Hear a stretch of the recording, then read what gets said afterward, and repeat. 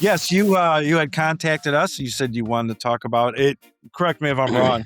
The first 3 degrees in Freemasonry not being of Jewish origin or of Jewish nature. They take place in. Dude, I can't wait to go down this rabbit hole. Yeah, Oh, I'm yeah. like, dude, I've never heard of that. You just got us all drooling. What degree do we not have? Commander of the Council of Kadosh. I was on the finance committee, which I think is religiously motivated. I'm terrible with money. I was the assistant classroom director. And you know, Mark, the things he sold would be great for Yoshi. It probably would, but he doesn't need another reason to go poor. I sit in lodge with a disfellowshipped Mormon. Oh, well, you're It on a wasn't podcast because of with- that, but Well, I'm trying to get disfellowshipped or excommunicated, but they won't contact me. The views expressed in this presentation are those of the host and guests and do not represent the views of any lodge, grand lodge, appended body, or any other person or persons whomsoever.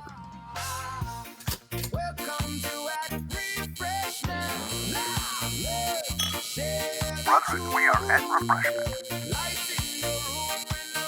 Here it's 8:21 right now, and everyone gets up at like 4 in the morning. So, but it's all right. Welcome everyone to the At Refreshment Masonic Video Podcast. Once again, I'm your host Wesley Reuter. I am here with Brock, Eric, and Mark. And today we have a special guest for you. We'll let him introduce himself. hey, Zach? my name's Zach Smith. I am the sitting master of Manitou Lodge number 68 in Colorado Springs, Colorado. Originally raised in La Mesa Lodge number 407 in San Diego. And I'm really excited to be here. All right, thanks for coming on. Welcome. Welcome. You're coming to us from the guest request that we put out. We said, if you want to be a guest on the show and you got something interesting to talk about, we'd have you on. And so far, the conversation has not been dull. I have a bunch of weird stories and I've had a bunch of weird jobs. I like doing stuff. So, Hey, man, anytime anybody asks me like, hey, let's go do this thing, I'm like, yeah, why not? Let's go. And, ended up at a party in the warehouse district of Los Angeles talking to, James St. James from the movie Party Monster. Like, it's like, okay, great. Hey, man, no shade. I cleaned crime scenes for a living for 3 years. Oh, yeah. Yeah, I that's just right, sell you did. stuff, but I've sold a lot. I'm an insurance agent now, but I sold cars for 10 years. I was a blackjack dealer. I worked on fishing boats. I've done all sorts of stuff. So, Zach, you do have a topic for us. We're going to get to that in a Yes. minute, but just in case Mark has to pop off to go to bed because he needs his beauty sleep. Mark, Colorado doesn't have a grotto. What's doesn't. up with this? I don't know, but I mean the Grandmasters Festival is coming up here in a few days, so I'll be sure to talk to the Grandmaster of Colorado. Because I know quite a few I like guys here that who idea. enjoy drinking and silly hats and helping people. So I think the grotto might do well. Yeah, I mean all you need to do is get 25 guys, and we can make a trip to Colorado. Yeah, I was talking to the most recent past potentate of Alkali Shrine, and he was talking about possibly getting a grotto started. So I told him Yeah. I'd be down with it. My top line signer back in San Diego was a grotto member, and Oh, I nice. kept telling myself like, I'll get around to doing that. I'll do it, and then I came here. So yeah, I've been in Colorado 15 years. Yeah, And we it's would a love to place. help get that going. Yeah. Grotto's a fun time. If the guys are asking for it, get them together and do it. You're not going to go wrong. You're going to enjoy it so much. So, Zach, you're first time sitting in the East?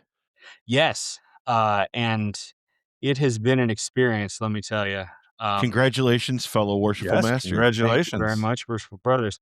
Yeah, I never not you, call Mark. myself Worshipful Master. I'll say that I'm a sitting master, just because it feels weird. But also, I've done medieval recreation since I was 16 and don't ever use my titles. Like, I'm technically a lord, but who cares? So, Lord Worshipful. From shall be doing my lord. medieval stuff, I love I've- title stacking. I think it's really fun. So a dear friend of mine, he actually just passed away 2 days ago, was my knight, and he had a bunch of titles in our organization. So I used to be able to introduce him as His Grace the Duke Sir Thorbrander, Order of the Lord. And so I try to do Masonic title stacking, and I'm always told, well, we only use the title for the organization we're in. But I have more than once introduced someone as illustriously and most worshipful. They're like, dude, that's two different things. I'm like, yeah, but you're standing here and you're a past grandmaster and a white hat. So like, yeah, you are illustriously and most illustrious, most worshipful. There you go. Wow. Well, my condolences on your loss to your friend, you, and I'm sure he'd appreciate you mentioning him because this is going to be on YouTube for a while, so everybody's going to hear who he is and all his titles. So He was, that's- he was a really great guy. Allegedly for a while. Mhm. Yeah, he was an I'll get actual it up. rocket scientist, and Until used to beat the Grand hell out of Lodge takes us down. I love rocket scientists, man. Yeah, we, what we was did that a about? whole Masons to the Moon episode. Nice. Yeah, he was a rocket scientist. He worked for Raytheon for many years, and he was one of like 8 people in the world who could pinpoint the location of a satellite with a laser. Wow. And also, he made armor for fun and got in that armor and beat the tar out of me on more than one occasion. He was 6'4" and left-handed. I'm like 5'10" and very much right-handed, but I fight sword and shield, and he fought with 2 swords. And so he was just light me up, man. And his wife is 5'4" and was a nationally ranked judo fighter and ultra marathon runner. So she's no joke in armor too. But yeah, they were quite a couple.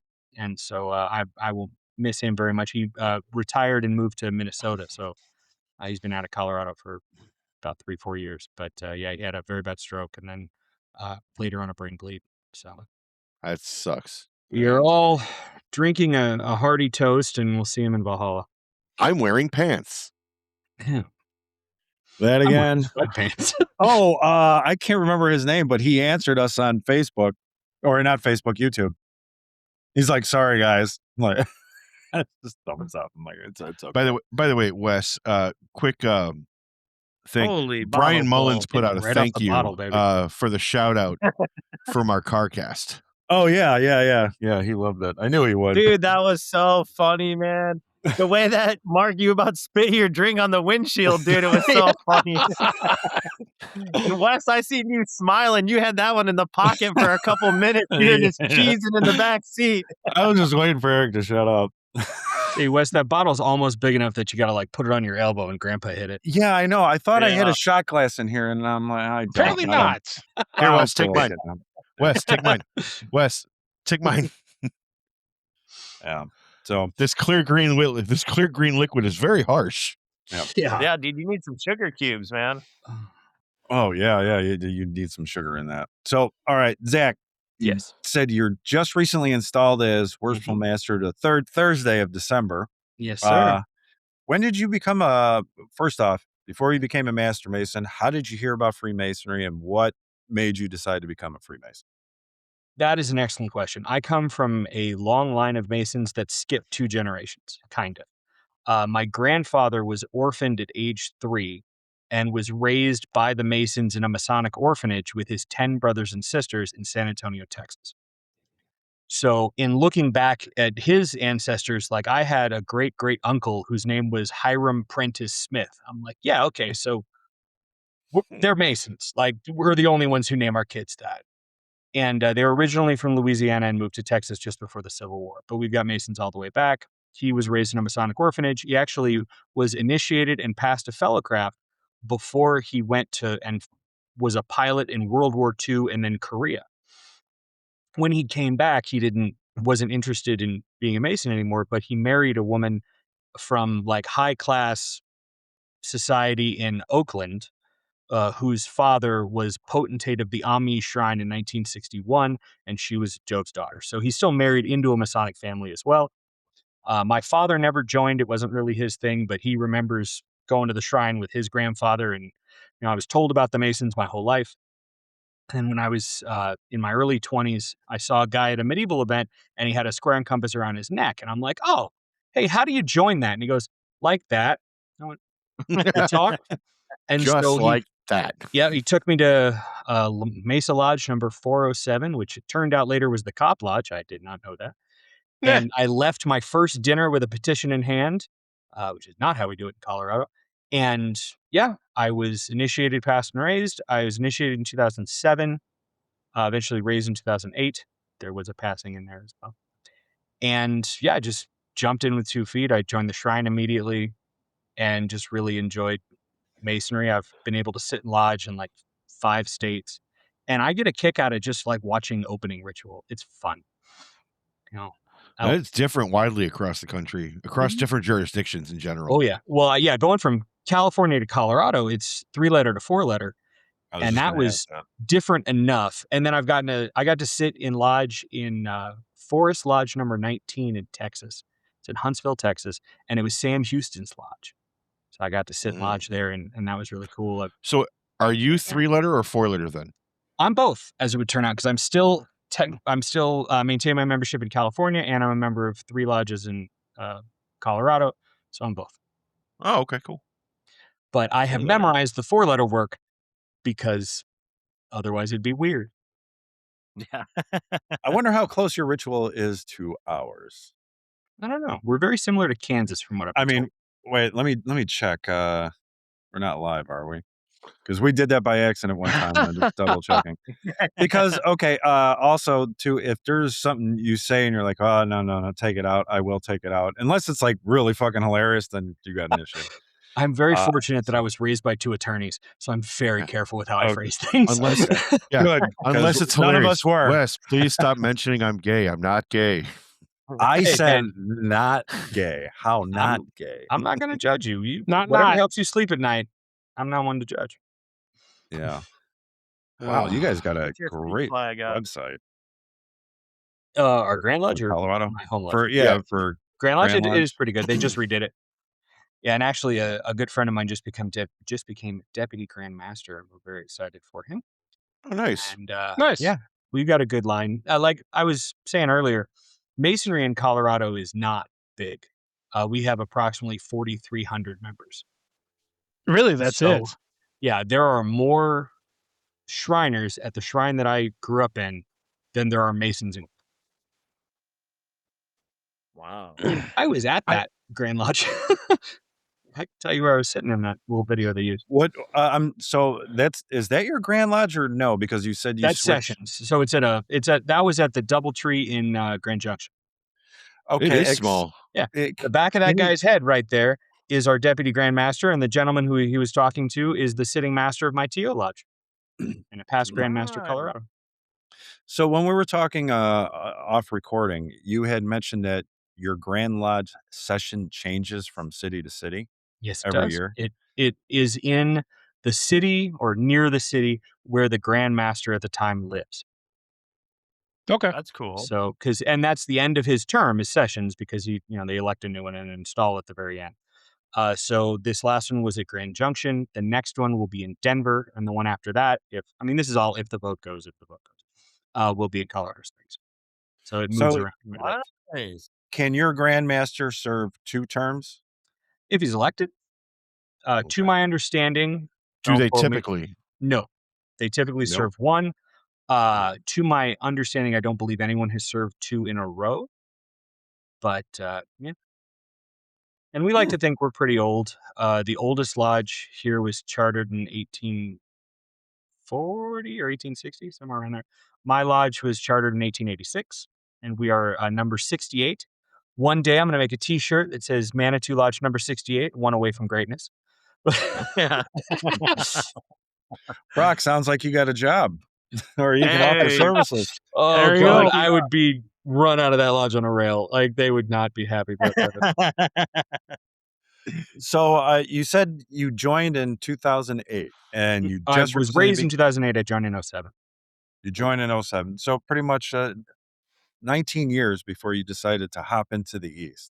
Why did you wait so long and what made you decide to do that now? I worked at a car dealership for almost 10 years. And anybody who sold cars, it's like 65 hours a week, open to close. And it's just a lot of time. You're not necessarily working the whole time. You might just be sitting there, but you have to be in the building. And so getting away for lodge night was difficult. So I'd run away every now and then, but I could not commit to like really doing stuff. So when COVID hit and I stopped selling cars and started selling medical supplies, which by the way, if you ever sell medical supplies during a global pandemic, Good stuff. Riches. Yeah, it was wild. So I got to show up to lodge, and I like doing stuff. So I became like senior steward, and then I was junior deacon, then I was junior warden, and up to the big chairs. So I have never joined something and not become an officer almost immediately. So yeah, but yeah, It happened I to was me. working. Happened to me. I joined in, and within like 3 weeks of me being raised, I was installed as the junior deacon. Yeah, I went to junior steward immediately after I was raised. Like I joined Scottish Rite, and I got sat down by somebody important with a very colorful hat and said, "Okay, what officer line do you want to be a part of?" And I'm like, "No, I'm cool just doing stuff." He goes, "I don't think you heard what I just said. Which officer line?" I said, "Okay, well, you probably ought to have a Jewish guy in the Council of Kadosh because then someone could pronounce it properly." And 2 years later, I was commander of the Council of Kadosh. I was on the finance committee, which I think is religiously motivated. I'm terrible with money. I was the assistant classroom director. I was the assistant almoner, and I was the venerable master of the Knights of St. Andrew. And so I was just like, okay, I guess I'm doing stuff. And now I am just the almoner and the classroom director. I think I'm still in finance. I don't know. They haven't called me for a meeting in a while, so it's probably okay. But no, the only thing I ever really wanted to do was be almoner. When I was younger, I was given an act of Masonic charity I one day hope to deserve. I could tell that story if you want. I was Please, please. Sure. Sure. That'd be great. Yeah. we were absolutely. driving. My wife and I, we were pregnant with our first. We were driving from Colorado Springs to San Diego for our baby shower, and a gentleman decided to make a U-turn on the freeway, which you're not supposed to do, at noon on a Sunday, and I T-boned him doing 70. It was his 5th DUI, probably 12th time being arrested for it. And Yeesh. my wife went into labor. The ambulance came and took us to a place in Santa Fe. And my son didn't end up making it. But I called the local lodge and I said, "Hey, like, I'm in trouble. I don't know anybody here." I left the Masonic call of distress on their voicemail. I said, "Hey, I need help." And so the next day, the secretary of the lodge came down to the hospital. He brought food for us. Like, his wife went and sat with my wife. And I didn't ask for anything. I just wanted a friendly face. But he cut me a check for $1,500 and said, "Hey, brother, I hope this gets you home." And it did. Like, that bought us train tickets to get home. And I didn't know the dude from Adam. He was just, we had similar taste in jewelry, and that was it. And so I tell people that, that was a act of Masonic charity given to me at a very bad time. And anytime there's a benevolence committee or the almoner or anything where you're helping out brothers, I am on that committee. So I even, a couple of years ago, I got to see the Grand Master of New Mexico. And I told him, this was, 15 years ago. And so I told him, I was like, "Hey, let me tell you a story about one of your lodges in Santa Fe." He says, "There's only one lodge in Santa Fe." I'm like, "Great, let me tell you." And I told him the story, and I, gave my heartfelt thanks. I'm like, "I want you to know that those guys are doing it right." And he says, "You know what? I'm going to go visit them and tell them." So that was something I could do. But yeah, so that's why I had the almoner explain to me, and I went, "Does he have an assistant?" I'm like, "Yeah." He goes, "Does he have an assistant?" "No." "Okay, I'm going to be his assistant then." And I became assistant almoner, and I just now became the almoner at Scottish Rite. I'd say it's the only thing I ever actually wanted to do. That's an amazing story, and once again, I'm sorry for your loss. That's something no one should go through. Yeah. So sorry. And since we've had 2 more boys, and they're both in good health and play competitive water polo and swim competitively, and they're wonderful boys. So, But that's a testament to the fraternity in general. absolutely. It happened to you. It could happen to anybody, really. But the fact that you had a outlet to say, "Hey, I need help. I'm not here. I'm not from here. I need help." And the lodge was within a day was back with you and I was already amazed. with you. Yeah, like a lodge checking their voicemail every day. Like, that doesn't happen in real life. But yeah, No, the it next doesn't. day, man, because it was a Sunday, and yeah, the next day he came by and sat with me for a while, and really, really helped me out. Like in a, one of the worst days of my life, he was a friendly face to really give me some help, and I appreciate that. So I try and get back anytime I can. Yeah, I could imagine. Actually, I know it would be a real easy turn to go down a dark path, but there was a brother there for you, and you accepted that help, which is completely amazing. But you can see the fork in the road.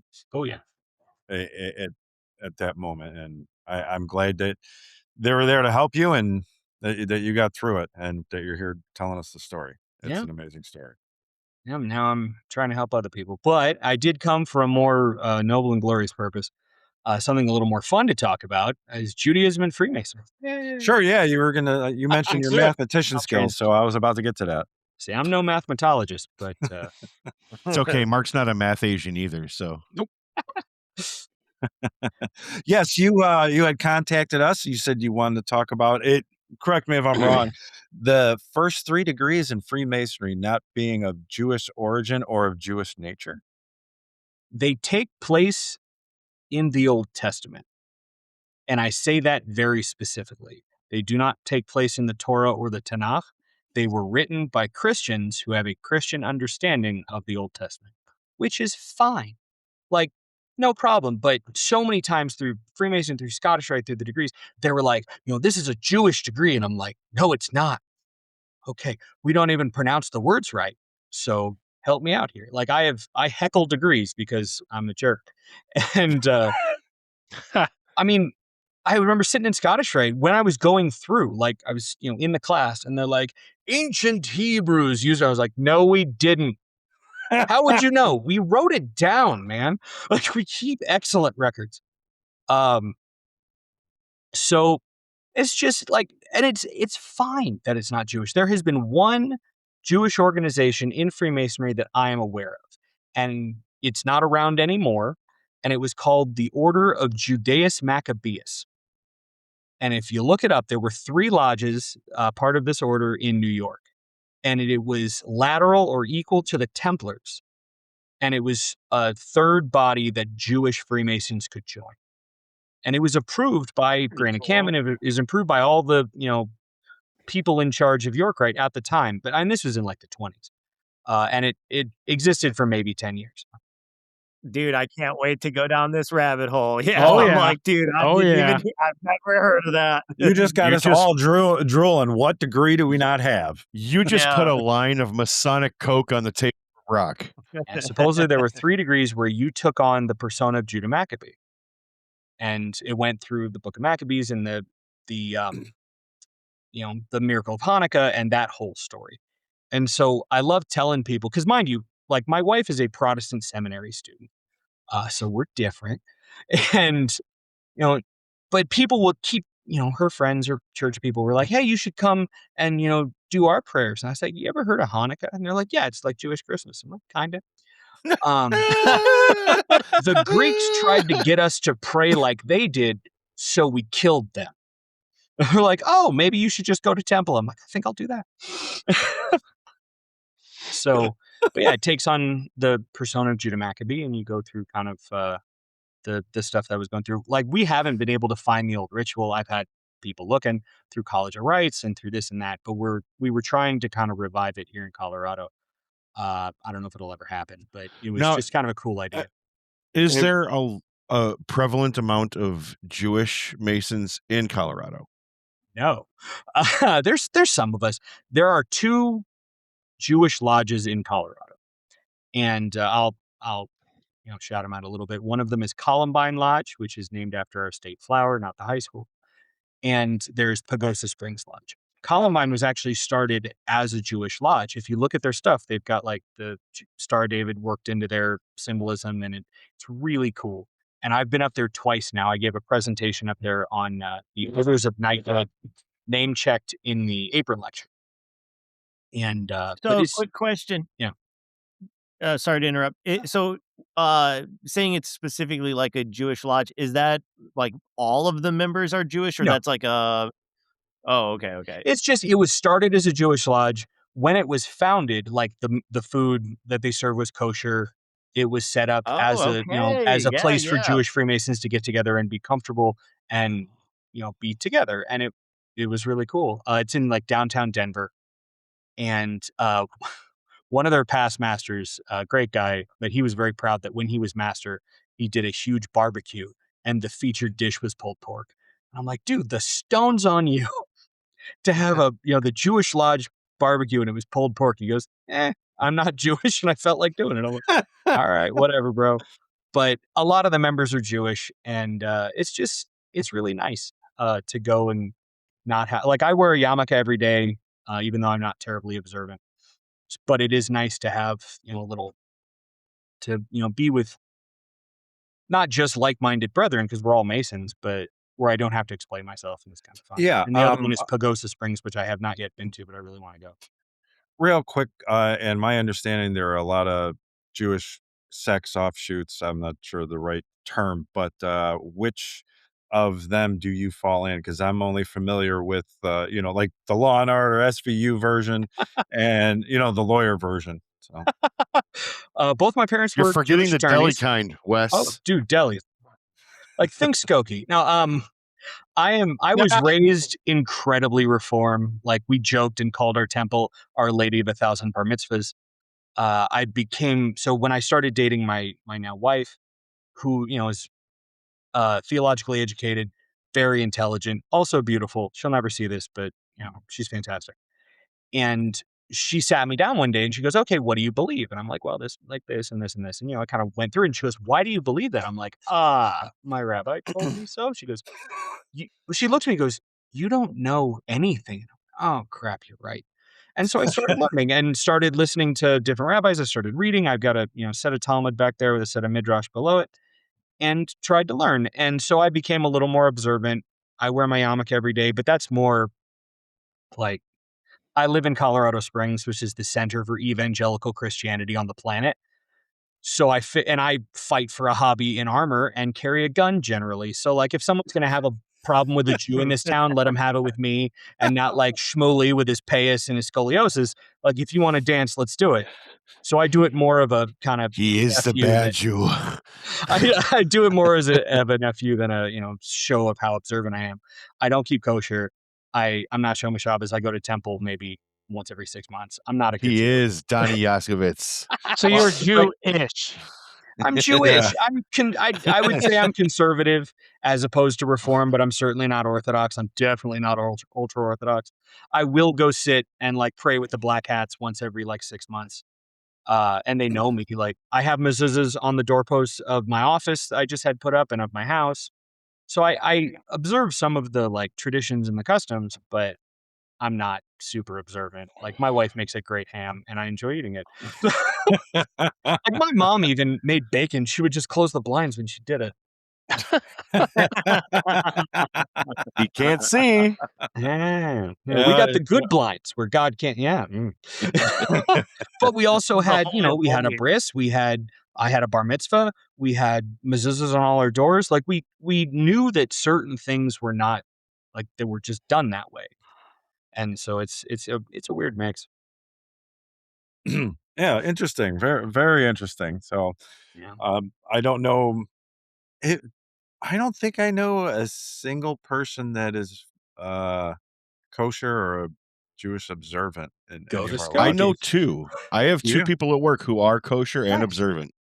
That's fantastic. I Yeah. respect people who can keep kosher. I can't. I just like bacon is delicious and ribs are amazing and I like barbecue. Like, Bacon I is enjoy delicious. kosher food and like I make, I can make I tell people my father's family are from Texas, originally from Louisiana, and my mother's family are all Ashkenazi Jews that got out in between the wars. So like I can make kosher gumbo. Like I don't because I don't keep kosher, but I know how to do it. Well, at least you know how to do it. Yeah. Yeah. We have more vegans than we do observant Jews with kosher at lodge. At least Yeah. that I go to. This year, our junior warden at Manitou is kosher. Like it's what they call biblically kosher. So he'll mix milk and meat, but he doesn't eat pork. He doesn't eat shellfish.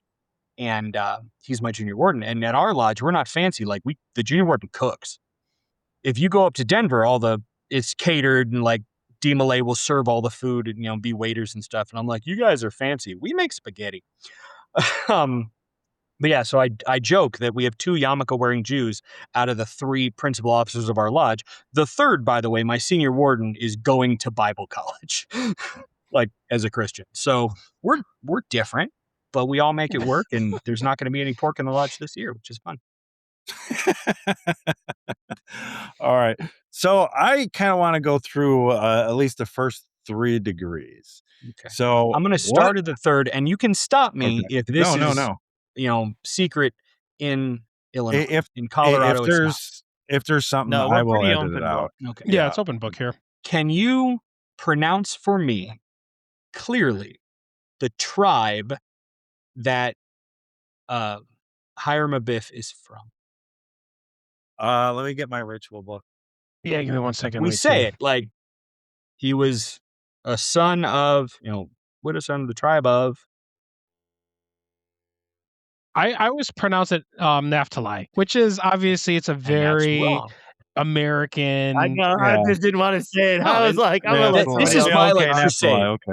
It's Naphtali. We still name kids Naphtali.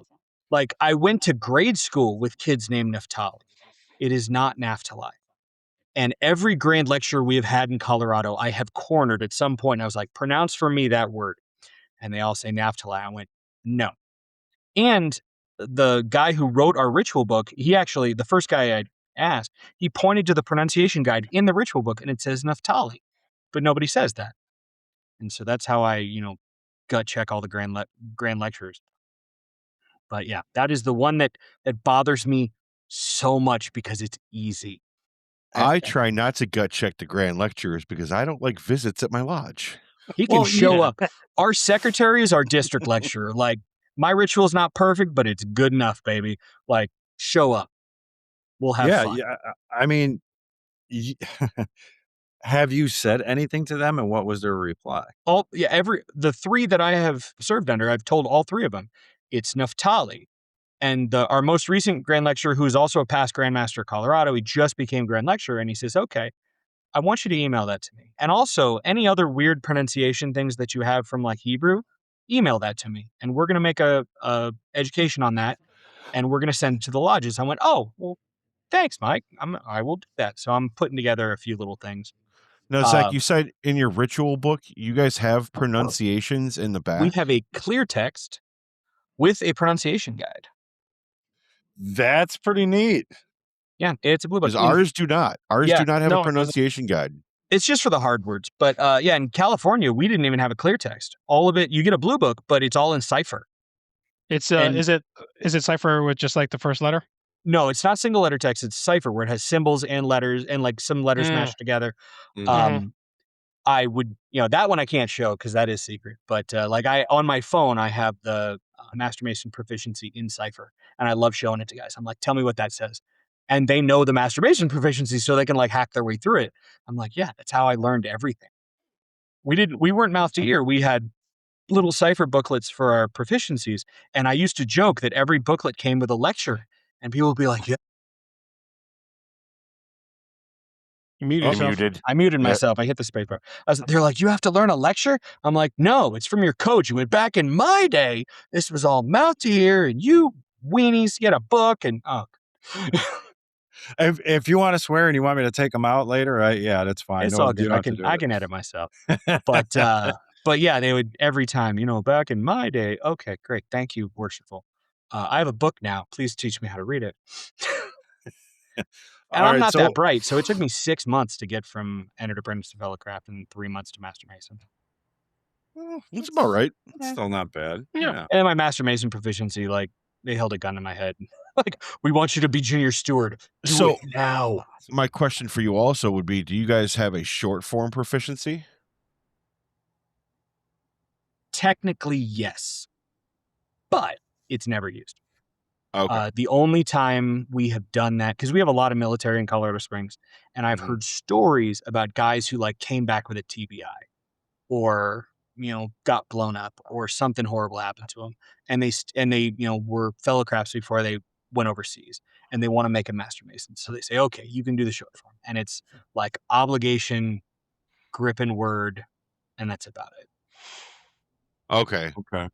All right. Because we do have a short form, but anybody that comes in, I said, if you want to be better than everyone else in line right now, learn the long form. And if you just want to get in because you want to sit in on our boring stated meetings, you can go through the short way. But I'm telling you, learn the long way. You'll know everything better and everybody be coming to you.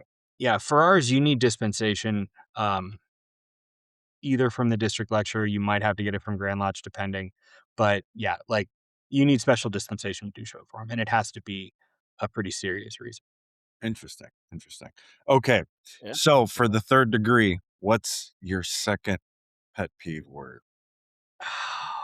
That one, like for third degree, I'm okay.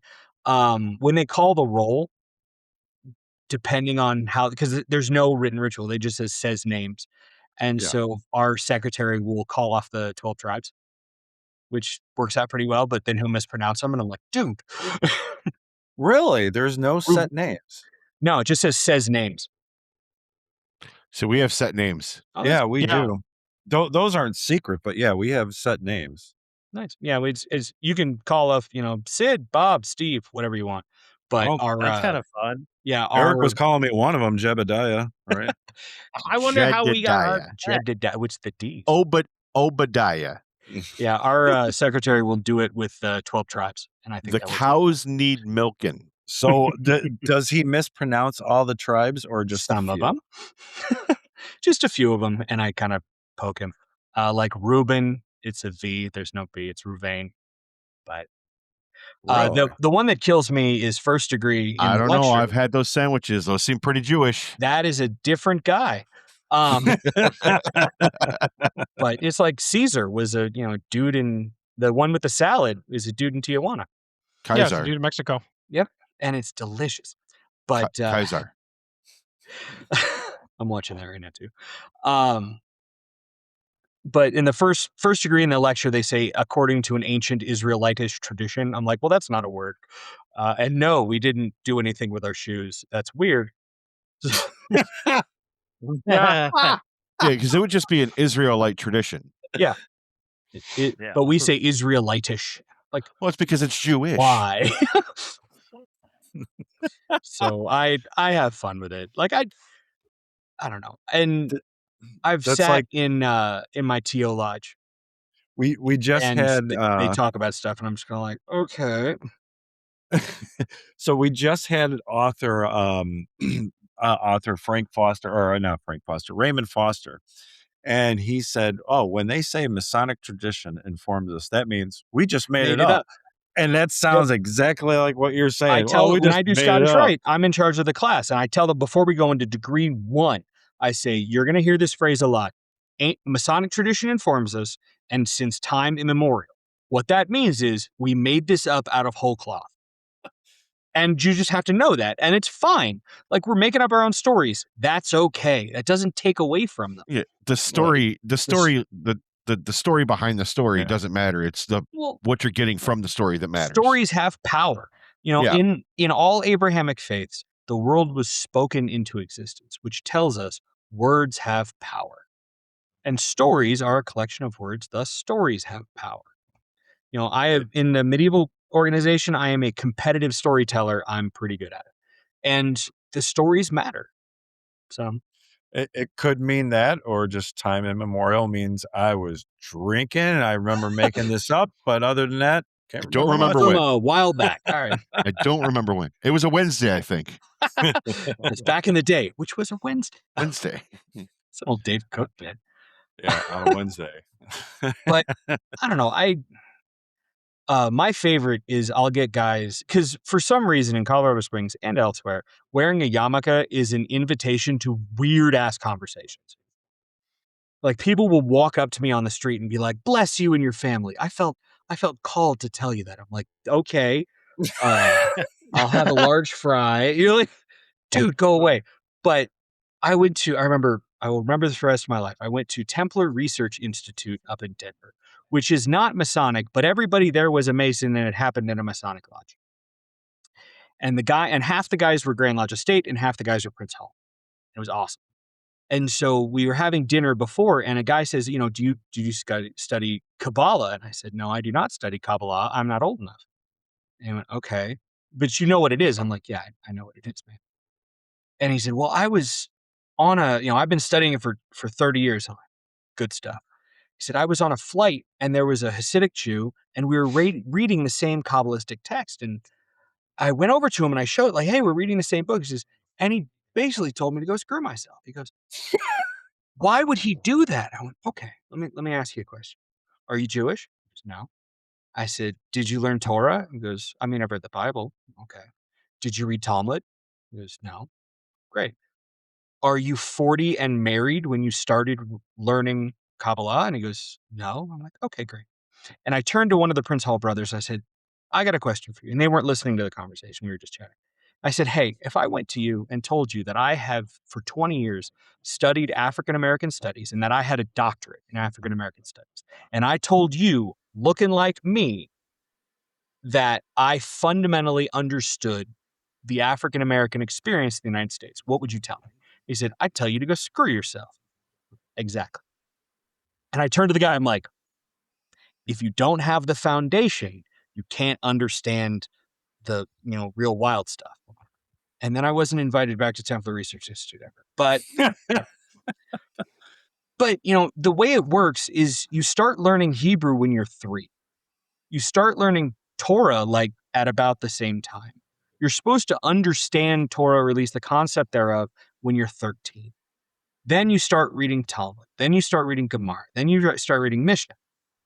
Then, when you are 40 and married, you can start reading Kabbalah and Zohar and the Kabbalistic text.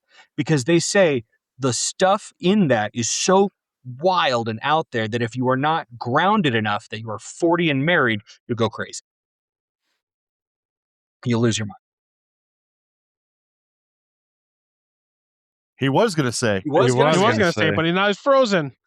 Oh, geez, that face. Yeah. Oh, So yeah, like sitting through the the lecture in some of the Scottish Rite degrees where they talk about Kabbalah, I'm like, okay, can I miss this one? They're like, no, okay. Twiddle my thumbs through it and sit there and look at Reddit on my phone. do you think Brock knows? Is he still talking? I think he's still can't hear. talking. I bet she's still He talking. probably is still talking. He's Brock, probably still if talking. you can hear us, you might have to log out and log back in, buddy. Let's see. We love you anyway, Brock. Yeah, there's just, if you ever want a very interesting guy who knows this stuff a lot better than I do, there's a brother called Matthew Parker. And he's the president of the Masonic, or the Midwestern Conference on Masonic Education this year. He's very, very intelligent. He has done many presentations on Judaism and Freemason. In fact, we invited him to our TO Lodge to give that presentation. And the quote that I love from him is that Jews as a people respect God so much that we will not write his name on paper. We'll write G-D in English, like not even in Hebrew. He says, but we will also fight him at 3 a.m. in a Denny's parking lot if he's wrong. It's like, that is our relationship with our creator. Denny's is closed, man. Denny's is closed. There's Denny's. Well, that's why they're There aren't fighting one with the in Charleston. creator. Yeah. Or Denny's Waffle is House, closed, whatever. man. Dealer's choice. But Now, that seems more apropos. If you're fighting God in a parking lot at Waffle House at 3 a.m., that seems more like it. Yeah. so what is it on Durbin the vibes. Waffle House application? Question 5: can you fight? All right. Well, I'm pretty sure Brock seen the text message. We'll get to his question a little bit later. I don't even know what he was going to ask. But I think all right. Mark told me. I'm no rabbi. I'm just a schlubby Jewish No, guy but you who brought really up some enjoys good, it. interesting Not points. all right. Freemason. I mean, whenever it's about religion or something or something you lived, you're like, well, no, that's not how it went. That's not how it goes. I don't, you just want to Hey, correct them because but- it's just not what you know. And that's the other thing, Wes, is like, somebody who doesn't, practice Judaism, I'm not going to know his experience unless we actually talk to somebody who does. Well, I don't know, I have made myself unpopular in certain Masonic things. Like, I've done medieval recreation since I was 16. I have studied the Crusades extensively. And then they're like, well, the Templars did this. I'm like, no, they didn't. Well, the Templars, they went here and then they went. No, they didn't. They got burned at the stake or went into the Knights of Malta. How could you possibly know that? They wrote it down, man. But yeah, like when I fight in armor, I wear all black with a big white cross because I'm a Knight Hospitaller. And it's fun to pretend. It's just a game. It's just a hobby. It's not something you really believe. Well, for years or for 3 years when I was working in the classroom at Scottish Rite, our classroom director was like the eminent high priest, something very high up in York Grand Line for Colorado. And so at one very particular degree, we would argue about the Templars because in Southern jurisdiction, at least, it used to be called Templar and now it's called something else. And he's like, the only organization that has the real claim on Templars is York Rite. And I'm like, I think you're wrong, but okay, whatever. Like, yeah, just silly. Yeah, no, I know that's what a lot of people believe, that Freemasonry holds the only right to the Templar degrees, but in all honesty, I found out, no, we made those up too. Yeah, out of whole cloth. Oh yeah. And it's okay. It's fine. It's no big deal. I don't think anybody really remembers what the Templars went through, because if it's anything like what you hear on the internet or the History Channel, we're not doing anything close to that. Maybe one, we're not doing it right. Maybe one thing, and I would say that's about it. But if you the problem is they've asked me multiple times if I join York Rite, would I do KT? And I said, well, you have to swear to protect the true principles of Christianity against all else. And I'm like, homie, I'm all else. Like, we've been in some pickles in the past where the Templars and the Jews didn't get along. So it might happen again. I don't know. I don't want to make an obligation I can't hold to. Wait, what happened between the Templars and Jerusalem? Like the entire period between the first and second crusade, where they would just go and massacre Jewish villages because they could, we were at odds? and they were bored. Yes.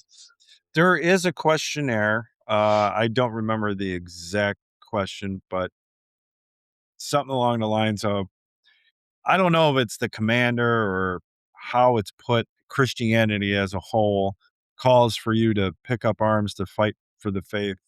Would you do it?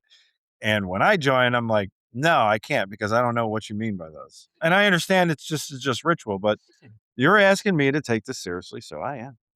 Well, and we take But I obligations. still got in. I didn't sign I it. take obligations that I remember very clearly and have had to memorize. And people, with my story of what happened to me, a man took an obligation to help a brother he never met, and then a brother he never met called him, and he came and helped. Like, Right. that's as good as you can ask for, and that's what I'm prepared to do for my brothers. Like, I've got guys in my lodge, I don't like them at all. Like, if we weren't allowed to, if we were allowed to box, I might. But if that guy called me at 2 a.m. and said, hey, I need bail money, I'm there. Like, I'll never let him hear the end of it. But no, I'm there. And the guys who don't like me, if I called them, they'd be there. So I don't take obligations I don't want to uphold. Yeah, your Blue Lodge obligations, I think, cover everything. All the other degrees are just like a reminder of. Well, they're just a cool thing you can do. Like in the shrine, we have a bunch of cool degrees. You can do the hillbilly, you can do the Mandarin, you can do all these things, and they're just fun and they fundraise and they're a good time. But I think Scottish Rite is a cool organization to be a member of. I really enjoy it, but it's certainly not higher than Blue Lodge, and certainly doesn't supersede. And those are things you go through to teach you a lesson. Like, if you go through the Blue Lodge degrees and you're the same person from when you dropped your petition to when you get raised, then they're doing it wrong. Like, it is a fundamentally transformative experience, and it's meant to be so. It is an initiatic experience. I could stand, with someone who isn't a Mason, and I could read them word for word every piece of that ritual, and it wouldn't be the same as going through it. It would land on deaf ears. Yeah, there's, I also joke with people because in Colorado, you have to hang out for 6 months before you're allowed to drop a petition. or before anyone else signed it. That varies lodge to lodge by us, but it's typically around 6 months. And at Manitou, after lodge, we have fellowship and we sit and we drink bourbon and smoke cigars and, actually sit and talk to each other and set the world to rights. And so I joke with the guys who are coming in. I say, look, the great Masonic secret happens in a lodge building, but not necessarily in a lodge room. It's a good way to put it. And they're like, what do you mean? I'm like, well, one day you'll get it, or you won't. And that's the thing, is becoming the Mason with that transformative experience. It's the experience that is transformative. Like you said, you could read the ritual to somebody who doesn't understand it. No, it'll pass right over them. Well, it's all But on that the experience inside. of what you're experiencing when you're going through it is meant to leave a deep and lasting impression on yourself. And sometimes it leaves a deeper impression with some than others. We had a guy, poor dude, he went into the room of reflection, or our room preparation, whatever you want to call it, and he had a bag over his head because our hoodwinks are pretty involved. And we told him, like, when we close the door, take off the hoodwink. There's going to be some questions in front of you. Sit down and write answers to the questions. Because at the TO Lodge, we then take those questions, read them in open lodge, and then we vote to see whether or not he's acceptable. Whatever. They always are. And so he was in there for a good hour and a half. And so we sent the guy to get him. And they're like, all right, go get his questions. And he comes running back, goes, it's going to be a minute. What the hell do you mean? Is he writing a novel? He's been there an hour and a half. He goes, he had the bag over his head the whole time. What? He was standing there in a dark room by himself with a bag over his head for an hour and a half. Like, we're just like, oh, so he's not a listener. That's good to know. And then he answered the questions, came in, and we did the degree. But God, dog, man, I was like, you got to listen to what's going on around you. So we joke that was probably the most impactful initiation we've ever done. A little situational awareness. Just a touch. That's something else that's pretty funny. Oh God, we still make fun of him for it. We're like, all right, I need you to listen real carefully. Go down and meet the caterers. Like, yeah, I know, man. It's like, because that one time you didn't. Yeah, I know. So we give him a little bit of crap, but yeah, it's fun. All right. So what are your other pet peeve words that we use in our ritual?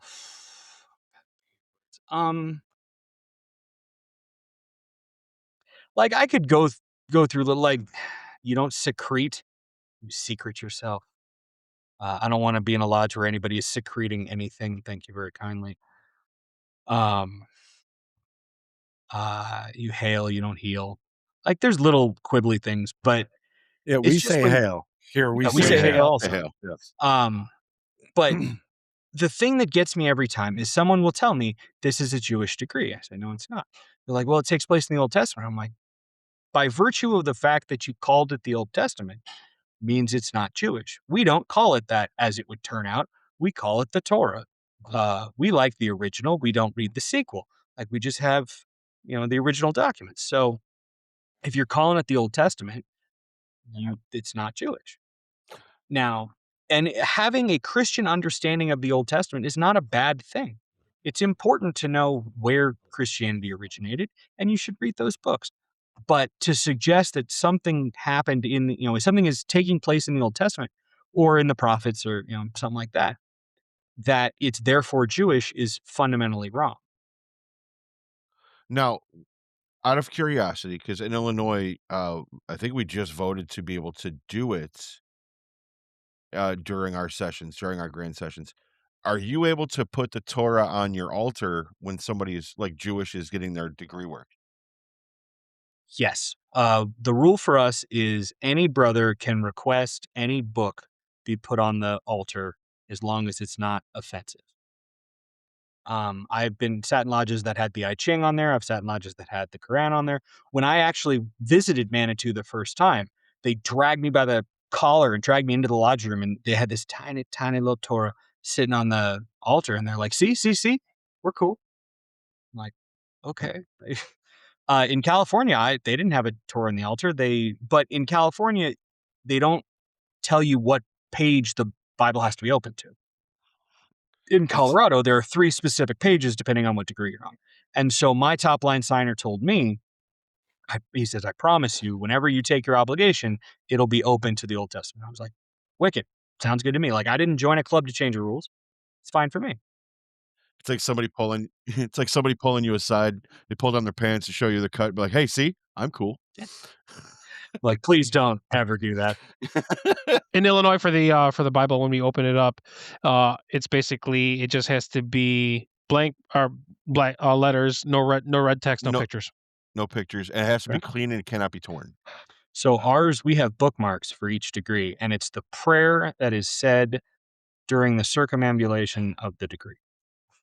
Oh, that makes sense. So the Totally entered makes apprentice is done on Psalm 133. Yeah, Psalm 133, and fellow craft is on something else, master mason something else, and where you put the jewel also matters. But our Bible is super old, so like when somebody kisses the Bible, we open it to a different page just so it doesn't mess up the pages we use all the time. Yeah. Well, the That makes only sense. time that I know that we do a specific page is in the chapter degrees. We always do it to Matthew 28. Okay. The cool thing is, if you ever sat in a Prince Hall Lodge, at least in Colorado, they read the passage. Like, not only do they open it to a specific page, but the senior deacon reads it out loud until he's gabbled down to prove that he's on the right page. I always thought that was really cool. I love going to Prince Hall, man. It is They interesting. have so much fun. So much fun. I have yet to be to a Prince Hall meeting. Oh, man, if you get a chance. I've met a plethora of York-Rite Prince Hall brothers through the York-Rite, Joe Williams and such. But I've never sat in lodge with them, and I think that would be pretty interesting. So in California, as soon as you're, at least the lodge I was raised in, as soon as you got raised, they would take you to Prince Hall and they take you to a Filipino lodge, which are so much fun for different reasons. I love lumpia. Oh, dude. So the tradition in, at least at the lodge I went to, is Lemon Grove Lodge in San Diego. They're fantastic. The tradition is that the candidate cooks for his degrees, which means his wife cooks for his degrees, and they're trying to impress people. I remember having like trays of lumpia you could lay down in. And they would call all the lodges in the district, be like, hey guys, we're having a degree. Please show up. We don't want to throw away food. We're like, yeah, man, let's do it. I've been in like standing room only fellowcraft degrees. And the food was after the degree. So everybody's like, come on. I've seen the fastest stair lecture, like must have been setting a speed record just because everybody's like, I smell Ponset. Hurry up. I love going to Filipino lodges. But we'd always go to Prince Hall. And then I went to, we have a lodge 6 blocks from Manitou, that's Pikes Peak 5, which is a Prince Hall Lodge. And I love going and seeing them. Man, if you ever get a chance to see a degree at a Prince Hall Lodge, it is amazing. And they do, at least at this lodge, they do the proficiency the night of the degree. And they go through as a class, not individually. So they'll have like 5 or 7 guys standing up, and they do the proficiency going down the line, and they switch order, and everybody has to know everything. And they can't, they don't stand the proficiency until everybody in that class can do it. So they're always about helping each other get proficient. And then they send them downstairs. We set the lodge for the degree. They come upstairs and you do the thing. And there's some drama. Like, I don't mean, guys being upset with each other. I mean, it is a dramatically put on degree. It's beautiful. And especially if you see a 3rd degree, the transition between first and second section is wild. Hey, look At at least back. it is in Colorado. Hey, Brock, it's good to see you back. Yeah. Hey, bro. His question was so weighty, it pulled him off I the know. air. I was like, I'm sure he's like, no. My phone sucks. Confirmed. Yeah, for real. And I'm like, I'm in my basement because it's too cold for me to record my garage. So I'm like, did my computer die? And I'm like, it's plugged in. And then I'm like, the fan's on. I'm like, it must have overheated for some reason. Riverside just loves overheating shit. Yeah. Are you on a laptop? Yeah, I'm on a MacBook. So I'm like, Oh, fan's really? running, Right but there. I'm like, shoot, I don't know. Yeah, I think I figured out your problem. It's an Apple Yeah, product. right. Well, It is an Apple MacBook. Yeah. Don't the say that apple because of that's Eden what I'm with the using. bite out of it. It's they Yeah. don't like Masons, obviously. What did I miss? conspiracy Can you can't guys go with the fill me other. in a little bit there? Everything. Yeah, it's tough. Everything. Yeah, Dude, right. Oh, it's a wrap, guys. Do Yeah, you it's a wrap, remember? guys. Yeah. Do you remember your question? Brock? No. But That's because it It's ended all like right. this. Hey, man, I got a question. yeah, right. No, all Yeah, right. It's interesting. If you look into the history of Freemasonry, you will see a lot of Jewish lodges. You'll see a lot of Judaism, and a lot of Jews are members. I remember when I first got initiated, I went to my grandmother, whose father was a big deal in Oakland Masonry, and I said, "Hey, I became a Mason." And she looked at me and goes, "They took you?" I went, "Thanks, Nah. Grandma. Like, that's real sweet." She goes, "No, they don't take Jews." And every California Mason or Jewish California Mason knows, 1978, they started accepting Jews.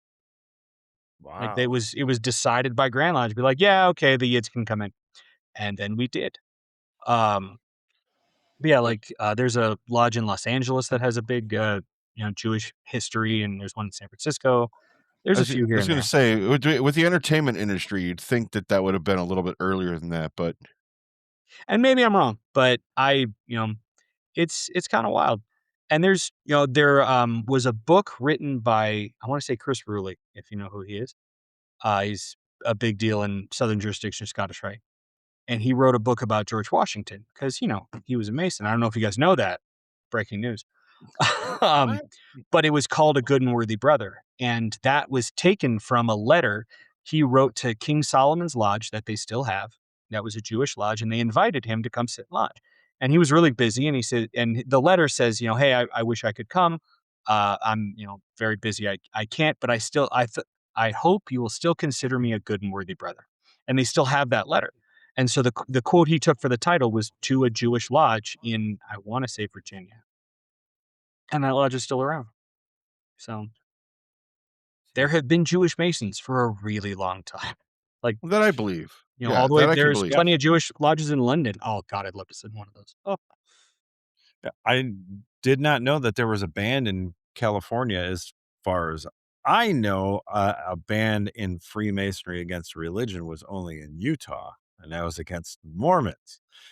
So the Grand Lodge of Utah until 89 or 90, 91, something like that, banned the church, members from the Church of Jesus Christ of Latter-day Saints from joining. I sit in lodge with a disfellowshipped Mormon. Oh, well, you're it on wasn't a podcast because of that, but well, I'm trying to get disfellowshipped or excommunicated, but they won't contact me. Boy, maybe they've already excommunicated you. Cannot go excommunicado. No, they're not going to do that because they need the numbers. They're fucking dying. Yeah. So that's my Mormon rant. So Brock, did you have any other questions? Dude, I just don't even know what I've missed. So I'm like, shoot, I don't even really know where to go with it. But what other kind of stuff were you guys? I did have like a few different so like obviously, because we knew we were gonna have you on, so I kind of did a little bit of research and kind of just looked into some stuff. Oh, dude, it just hit me what I was gonna ask you. I was gonna ask you, when you were coming into Masonry, we were talking about Kabbalah or whatever, and people hear that and think, and then when you came in, though, did you see elements of Judaism in Freemasonry, or did you come in and were like, oh shit, this is super Christian? Well, it was, the ritual was written by Christians who had a Christian understanding of the Old Testament. So like I see little things here and there, but I hear stuff and I'm just like, well, that's not right at all. Like that's not how we view things. So I understood, like, from Jump Street, that I was joining an organization that was mainly Christian, and it's fine with me. I don't have 21 Jump Street. I don't have any ill will toward Christians, and I also, I was a competitive debater, so I love arguing with people, a trait that my wife does not find endearing. But yeah, so I'll go rounds with people, but yeah, I don't like. There's little things here and there, but there's so much more. You're like, oh, well, that's not cool. What I told the guys, I said, people say this is from the Old Testament, it's Jewish. And I was like, well, by virtue of the fact that you called it the Old Testament, it's not Jewish because we don't call it that. We like the original, not the sequel. So we just call it the Torah. And they're like, oh. I'm like, So it's fine. Yeah, the New Testament is like Grease too for you guys, right? And then there's I the mean, Mormon stuff where it's Jews in space. I mean, it's almost the equivalent of like, hey, this is like if you want to say, hey, the first 3 degrees are Jewish, whatever, but then it's like saying, oh yeah, Knights Templar is Christian, and then the shrine is all Islamic. Yeah, like it's Yeah. Dude, the shrine's a joke, and that's the fun part. Like, it's a joke that's too good to die, and I love it. Like, there's stuff in the Scottish Rite. There's this 1 degree, and I know you guys are Northern, right? Yeah. Yes. So there's 1 degree, I'm not going to say which number, where it starts and it has this separation between the old stuff and then the new stuff. And the old stuff is dark and broken and awful, but the new stuff is awesome. And like you learn to do like how we do the thing when we pray, and you learn this password. It's really exciting, and it all happens to be incredibly Christian. And they made me like sub in that degree because someone was sick, and they dressed me like a friggin' cardinal. I'm like, is this just a joke? Like, you wanted the Jewish guy to dress like a Roman cardinal? Is that funny for everybody? They're like, no, but really nobody didn't help. expects a Spanish Inquisition. Yeah. But yeah, just like that wouldn't, like, I have to walk outside and like walk in circles for a second and be like, I'm not going to light the class up about this. Like, it's okay. This is something I have to deal with. It's not a Scottish Rite problem. It's a Zach problem. I'm like, okay, I'm going to go outside for a second, take a breath. All right. Yes, now we are getting somewhere. Yes. Well, So I would have a chip say on my shoulder about that, but I also choose to would be there. I would say you're definitely right with our degrees being of Christian origin to try and sound to the Christian Jewish. If you go with the theory that the first 3 grandmasters and Isaac Newton had a hand in rewriting the degrees, and especially the 3rd degree, Anthony Sayers, the first grandmaster of 1717, was also a Baptist preacher. Yep. Or was he? No, maybe he wasn't. One of them was. No, I read that wrong. So no, there was Anthony Sayer, John de Segliere, and what's the other guy's name? De Seglier. Or well, it's not Jewish, so I can say it wrong. George Payne. One of them I think was a preacher and That's has Horace Payne. Okay. Major Winifred Payne. So, but that really makes sense, to me, because I'm not Jewish. So what we say sounds Jewish to me. Sure. And, there's so many claims made in Masonry. And if you just take it at face value, it sounds fine.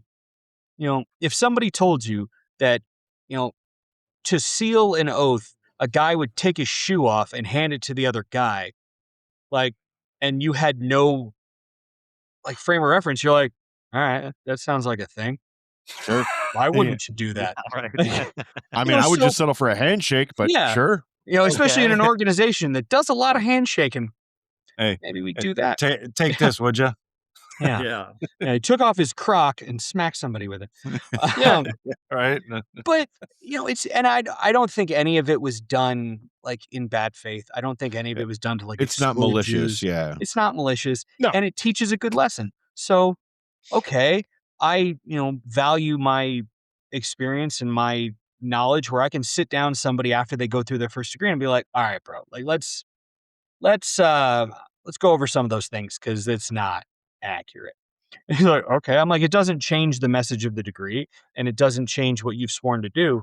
But like, if you, look at me with a yarmulke and be like, I promise I'll do this and hand me your shoe, I'm going to look at you like you're on fire because we don't do that and probably never did. Yeah, I think it's always like one of those things where I was hear from a brother basically saying, don't let historical accuracy get in the way of a good story. Oh yeah. Oh yeah, for sure. I'm a competitive storyteller. Like, don't let the truth get in the way of a good story. But it's fun, and there's definitely a lot of value in the story that we tell each other and that we tell new people, and I really like it. Like, I got the first meeting that I got to like preside over once I was installed, because I had sat in the East like on step up nights and stuff like that. But the one where I was actually the master, we did a double initiation. Yeah, And so I got I've to- been in the East for like 3 months now. Too long. Thanks, Wes. But I got to stand there and do the obligation, and then I got to call him brother for the first time. And I'm like, oh, dude, like I didn't think That's a good I was feel. just, when I was, going over it, I'm like, oh, I just hope I remember it. I just hope I don't have to get prompted.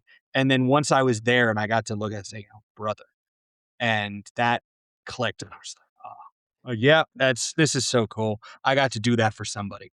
Hits you And, right in the duct. hopefully I It get to do it feels for more good. people, but it's good. I'm really enjoying it so far. I've, pissed off plenty of people, and I'm sure I will continue to piss off people because I'm a loudmouth asshole. But if I can, leave the lodge a little bit better than I found it, I think we're going to be okay. That's the Do goal. you ever do lodge education? I have been known to. The recent presentation I've done is I go through the orders of knighthood that are name checked in the apron lecture. Because too many times I've heard the Order of the Star and Garter. I'm like, nope, those are two different orders, and they did not like each other at all. The Order of the Garter is still around in England, and one thing I love telling about it is there's this chapel that each of the members of the Order of the Garter have like a little box, like a seat in the chapel, and they have their heraldic device or their heraldry hanging over it. And there is written ritual in that order to kick someone out. And they actually pull down the heraldry and kick it into the street. Like the knights all come together to kick that dude's flag into the street. And there was recently somebody who was kicked out of the order. And I don't know if they actually did that, but I did recently see a picture of that chapel and his flag's not hanging up. And that'd be Prince Andrew. He just got kicked out.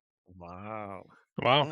But yeah, so the Order of the Garter is still around. The Order of the Star is dead. And the Order of the Golden Fleece is still around. In fact, there are 2 orders of the Golden Fleece that if you have enough money, you can join. It's incredibly expensive. And you have to be awesome also. But if you can buy your way in based on what I've been told and the research I've done. And then we talk about the Roman Eagle, which is like the Roman Eagle. It was never an order of knighthood, but it talks about the eagles. And those 4 symbols to the guys who wrote the degrees would be very meaningful because they would know about them. Whereas to us, like if you tell someone, oh, the Order of the Garter, you're like, huh? It's not something that would land with us. And the reason the eagle, I believe, was put in there is during the Napoleonic Wars, Napoleon fancied himself Caesar. And so he had gold eagles made and gave them to his generals as like a standard. So it was he was hearkening back to Rome. And there are no extant Roman eagles, but there are 2 extant Napoleonic eagles that were made after the Roman eagle. And one of them has like a shot taken out of it. It's kind of crazy. Wow. Interesting. Yeah, so I do an education on that. I did an education on mathematical constants in particle physics and astrophysics because I'm a huge dork. And it's based on a book called Just 6 Numbers. It's really short. If you like particle physics, it's a really, really interesting book. And it segues to the idea of a finely tuned universe. It says that if these constants were like off by a millionth of a decimal, life could not exist. And so the knobs of the universe are tuned so delicately that there was probably somebody who tuned them. So it's the idea of a finely tuned universe is proof of the existence of God. I love that kind of stuff, but I do not fully comprehend on it. Oh, I don't get it either. I'm just regurgitating a book. But the interesting thing is the guy who wrote it, he started off as an atheist, but by the time he finished the book, he believed. Like he wasn't, he didn't like go join the Church of England, but he was like, yeah, okay, I think I might be onto something here. I believe in a universe of chaos, and thus it proves the existence of my wife. Oh God, I like that. But yeah, and the author's a member of the Royal Society. Like he's a very, very well thought of astrophysicist and particle physicist. But yeah, so I do a couple little presentations. The orders of knighthood I enjoy because I do medieval stuff, so I'm a dork. So I got to ask because I know you said you're Jewish, but you don't follow kosher and you love ham. We've got a number of spam fans on the show. Hey, Do you eat spam? And if so, what's your favorite flavor? my wife really likes spam. And so she'll make spam sandwiches that are really good. I like the low sodium because I'm diabetic and fat. So I'm trying to watch my sodium intake. Teriyaki is also pretty good, especially for like a masubi. Mm-hmm. Yeah, like the Hawaiian good. spam stuff. Oh, baby. I like smoked. That's pretty good. You should get you should embrace your Filipino side and get tocino and eat it with garlic fried rice and eggs. Homie, I want you to look at me and yeah, I'm white like the day is long. Like I appreciate the Filipinos and I love them very much, but I ain't one by a long stretch. We'll take you in. It's fine. Well, I shouts enjoy out to the Filipino food. Filipinos out there. Oh yeah, man. Yeah. I love lumpia. Yeah. So, and again, you're not keeping kosher. So, what's your favorite drink? And what are you drinking? Both 2 questions. I am drinking Glenlivet Founders Reserve, and my favorite drink, I get made fun of a lot for it, is a paper plane. And it is equal parts bourbon, lemon juice, Aperol or Campari, and Amaro Nonino. And it is served up in a martini glass, or well, technically it's supposed to be in a coupe. Interesting. And when I go out with my brothers, every bar we go to, I'm like, "Do you have Amaro Nonino?" And they're like, "Dude, you're such a priss." I'm like, "Shut up." I like the drink. It's similar to like a gimlet. It's very bracing and kind of sour and really good. You can have a bunch of them. So I really like them. But if they don't have that, I drink bourbon. I'm drinking Mountain Dew and absinthe. That sounds horrendous. Like Mountain Dew goes well with whiskey, but absinthe, the closest I've come to drinking absinthe, other than like just I taking a didn't shot say of it was bourbon. good.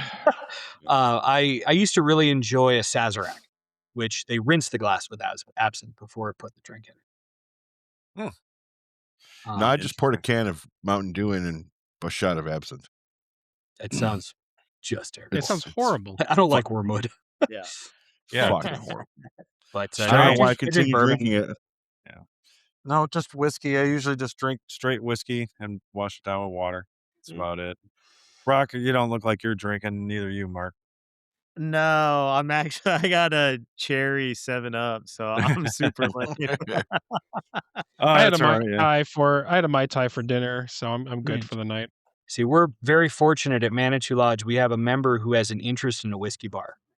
And so he gets the stuff at wholesale, and we are usually stocked with Wellers and Bookers, and then like guys will bring in bottles that are like interesting instead of really good.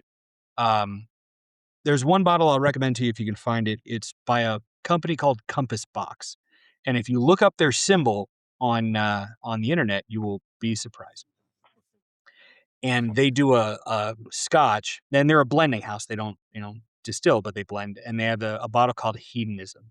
It's like $120 bottle, and it is spectacular. It's really, really good. And if you like peat, they have one called the Peat Monster, which is also pretty darn good if you like that sort of thing. When I see used what to you're smoke. saying. Not a fan of the peaty stuff. Oh, I love Pete. So yeah, if you like peat, get the Peat Monster. If you want to spend $120 on a bottle and it's worth every penny, get Hedonism. If you want to spend $70, get the Spice Tree, which is also very good. Yeah. Check it out, guys. Good recommendations. But yeah, if you look at their symbol. Yes. Oh, yep, I see it. Oh, nice. Yeah. I don't even see it. Um, Like I don't there. see their symbol. It's a Oh set of no! companies. Well, they're yeah, it's going through. When it first came up, it was asking a question. It was a red square compass. Yeah. Well, it's a compasses, but not a square. It's I think it's a rocker. Rocker. Oh, yeah, here's there a it goes. silly question for you guys. In Illinois, Oh, square and see, there compass you with go, the right there. rocker under it, is that PGM or is that past master? Past master. Master. Past master. We So use both, one with the square and one without. It's a preference. So Personal in preference. California, square and compass with the rocker under it is past grandmaster. And so I was given my great grandfather's past master's ring that had that symbol on it. I'm like, oh, cool. Well, I'll never be able to wear that ever because I'm in no danger of becoming Grandmaster of California. And then I moved out here and went to the little Masonic museum, which we got 2 of them, And I saw it. I'm like, oh, that's past grand. He goes, no, out here, that's just past master. I'm like, I can wear my ring. And so when I was installed, I had the ring in my pocket. And then once I become a past master and come out of the East, I'll get to wear that ring, which is kind of cool. Nice. Pretty neat. All right. I know I got 2 more questions. I don't know about everyone else. Hit me. One, I'm here. I'm good. I got nothing else. all right. If there's one thing you could change, whether you're a grandmaster or they allow you to change one thing for the whole state and your jurisdiction, what would you change? Naphtali. It is pronounced Naphtali. Ollie. Not Naphtali. It is Naphtali. Naphtali. Like We can Nephilim. fight, and God will decide the truth of it. The NAFTA know-how. Yeah, I was gonna say Napa know-how, man. Yeah, Naphtali. That's Naphtali know-how. It's Naphtali. All right. And this might be a little bit more deeper one, and I will crop things up. When it comes to the 3rd degree, of the 3 main guys, who was the master? Who is the master? Yeah.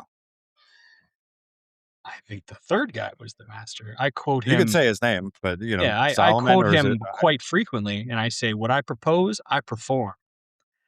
Okay. But my So personal favorite, there's a guy up here. He's I in believe Denver. he's His name's speaking of Herbie. between and King and Solomon. Oh, okay. I thought you were talking Who about was the master? the other guys. no, we can talk about them too if you want. Well, all 3 of them were grandmasters.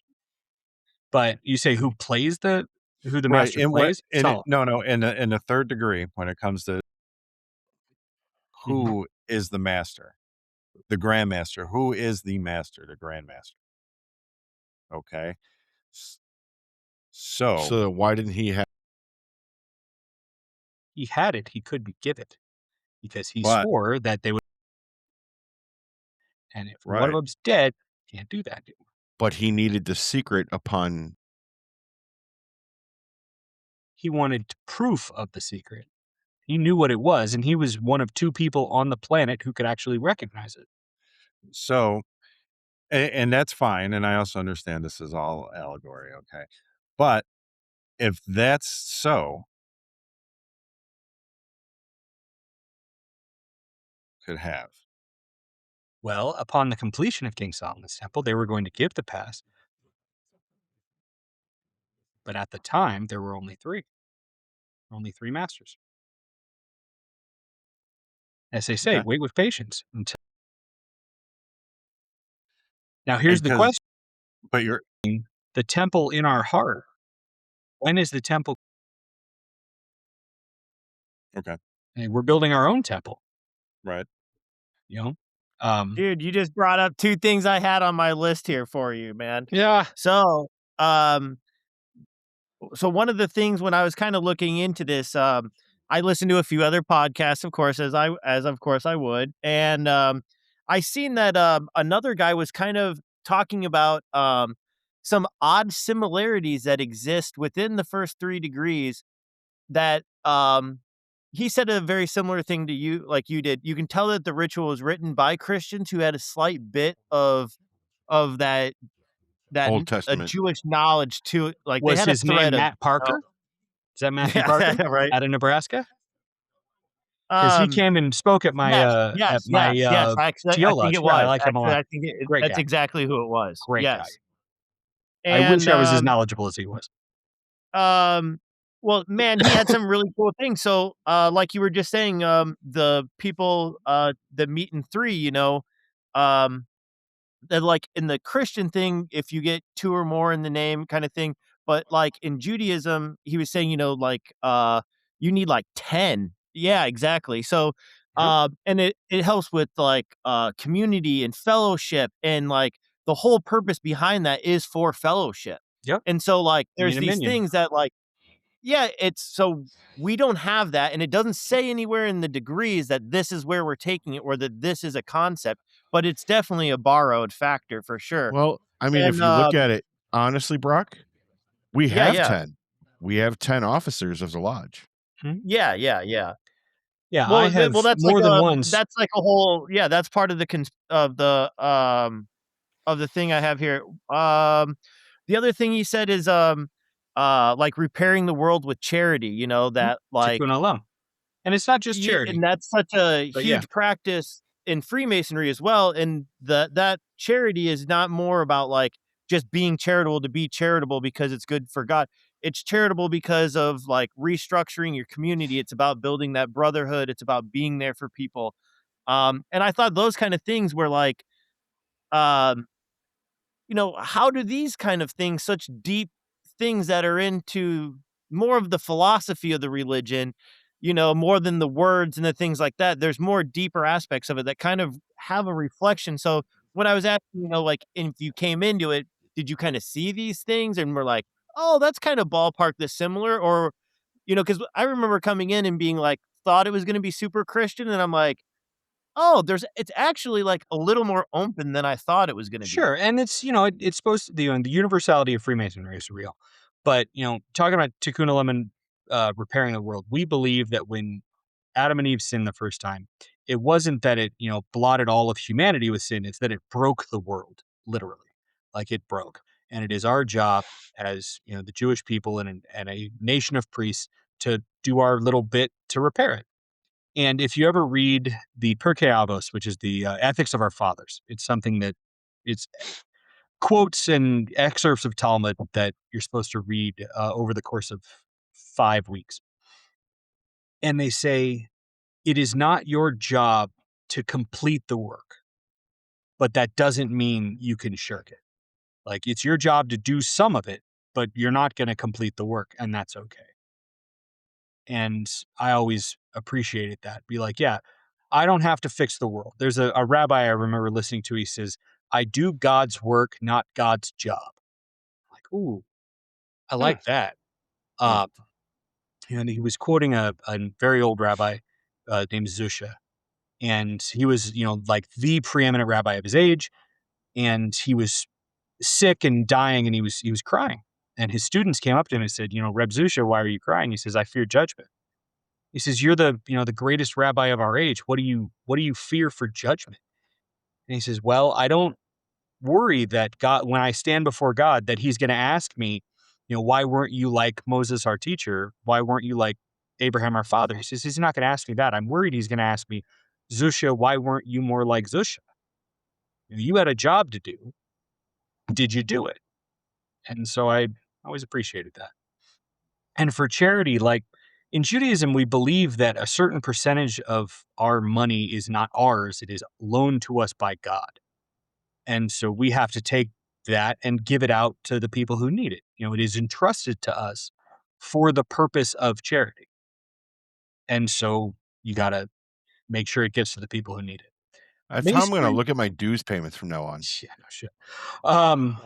Masonry, charity is incredibly important to Freemasonry, but it's a different idea. We don't believe that, X percentage of the lodge's budget or whatever is loaned to the lodge or to the Mason by God, that it's his job to do it. It's that when you meet a brother who is in a destitute circumstances, it is your job to relieve him. And because one day you might need him to relieve you. It was it's an idea of mutual aid instead of like God demanding charity of you. So it's the outcome is the same. Everybody is supposed to give charity, and lodges give charity, and Masons give charity, and they should keep doing that. But the reasoning that they use to arrive there is different than what we're taught in Judaism. But everybody's supposed to be charitable, and however you arrive there, I don't particularly care. My wife and I joke we come from very different religious backgrounds, but we agree on a lot of stuff, and how we got there doesn't matter. We teach, these are the ethics we're going to teach to our kids. So. Because I don't think there's a single religion ever that doesn't say give charity. And if there is, it's not a very good religion. So you could say that Masonry is any number of those religions because we focus on charity. But I don't Exactly. I was like, now I think that's more of what makes the universalness of Freemasonry is they just cherry pick, the top 5 best things from every religion, mash it together, and be like, yeah, that's what needs to be done. That's Yeah. the standard basis. It's kind of the idea. And I like being in the club, so I like that we get to So, cherry pick different ideas from different things and be like, oh, this is meaningful to me. yeah. And I'm going to do the thing. Yeah, the coolest thing is like when I kind of got back in and I heard you guys were talking about the holy books and stuff like that on the altar. That's definitely one of the cool things is when you go to a lodge and it does have a very mixed brothers there. That is a cool thing to see everybody fully represented up there, and like people do care that their book is up there, you know, and like Especially if it's a whether really it's small open or not. altar and they have to like Tetris it. That's Yeah. gonna be fun. Yeah. It's cool though. I No, like it is. walking in there and seeing stuff, and sometimes you see something you weren't expecting to see there, and you're like, "Whoa, what? This is cool!" Or "Is this even legal?" Like, I mean, I had a guy at Grand Lodge, we were talking, and he said, do you want the Torah or the Zohar on the altar? And I went, the Torah? Why would I want the Zohar? And he goes, well, we have a guy who's a Christian Kabbalist. I'm like, okay, that's like, saying I'm a Sufi Christian. It's not a thing, but okay, go on. And he goes, and he wants the Zohar. I'm like, well, the Zohar is the foundational text to Kabbalah, is the idea of it. And he wants that. I'm like, okay. He says, do you think I should put it there? I'm like, well, here's the thing. I think that if he asks for a book to be on the altar and it's not wildly offensive to people, like somebody put the Satanic Bible or something up there that would piss people off, like, let him, maintain Anarchist peace in the cookbook. lodge. As long as it's not going to make people upset and isn't like a danger to people. It's like, I have this book, which is actually a whole bunch of knives. No, man. But if a brother requests something go on the altar, put it on the altar. Like, you can have a disagreement with him later and be like, hey, we think that the reason you want to put this on the altar is kind of dumb, but you're my brother, and put it on the altar. I was gonna say the coolest thing I've ever seen was I seen a tarot deck as the Bible on the altar, and I'm like, how is that even possible? And they opened the tarot deck, and it was a complete custom tarot deck because you can't have open to a page with pictures and all this. So it was a no pictured tarot, and it was all words. And I was like, okay, it's a book, it's text. There's no pictures. I'm like, oh, I think you've checked all the boxes. I'm like, this is, I guess this is okay. I'm like, holy smokes, that's really cool. Yeah, I remember last time I was in Chicago, I went there when I was a finance manager for a car dealership, and we were there for finance school. I went to a bar in Wicker Park that, like, you had to go downstairs and knock on another door, and when you got there, they dealt everybody 5 tarot cards. And it was their menu. Like, the drinks were on the tarot cards, but they had like 15 or 17 drinks. So you'd have to like trade cards with people and, what do you have over there? And it encouraged people to like, talk. Socialize. I'm like, oh, dude, That's this cool. place That's is cool. awesome. That's pretty cool. Yeah, it had like liquor license number 2 or something in Chicago. It was so cool. Like Yeah, My that's a mother's cool family is place. from Chicago. So. But did you have Malort? Personally, no, we do not, because I am not a masochist. Yeah. I'm a Oh, it's not masochist. that bad. It's not that bad. I'm a masochist. Yeah. Like, The I Lithuanian once guys drank love a it. horrible liquor when I was in I love Newfoundland. Malort. I had Screech. And they have a ceremony called the Screeching In where you have to kiss a cod and drink a shot of Screech, which is like horrible rum. And then you're an honorary Newfoundlander. Like, if they had that as an honorary Midwesterner, be like, drink this Malort, and then you're legit, I might do it. But The Chicago handshake. Yeah, they have an old style with it. Yeah, it's a shot of Malort in an old style. See, I might come up and do that. It's fun. Some of the guys from Grand Lodge are going up to Chicago this year because Conference of Grandmasters is up there. Yeah. Yes, yeah, it it's is. in You want to Rosemont. talk about We'll be like there. the craziest ass conspiracy theories? Like, I want to go to that. I don't want to have to become Grandmaster to do it, but like to Mark's go going. to the Conference of Grandmasters in Chicago. I know. Oh, Yeah. I know. Mark, It's so you're going cool. as a representative of the grotto, right? Yeah, I'm going to be there Nice. for the grotto. And then Brock, That's you're so doing cool. photography. Oh, that's so cool. Mark is going to go do. I'll be in there in the back of the room. Since you're like super high up in grotto, is your fez like really tall, or is it like some sort of extreme fez? You No, get you like a just got a 10 silver gallon fez. tassel. Yeah, Yeah. silver tassel. I think you We need like gotta a bu- stovepipe fez that you have to like duck to get indoors. We got to get Yeah. you an extender and push it Yeah. up. It's got enough bling on it. You can see it from space, though. It Like, does is have that- a lot of bling. Was it Dimmadale? How Kind are they? of. Dimsdale Dimmadome? No.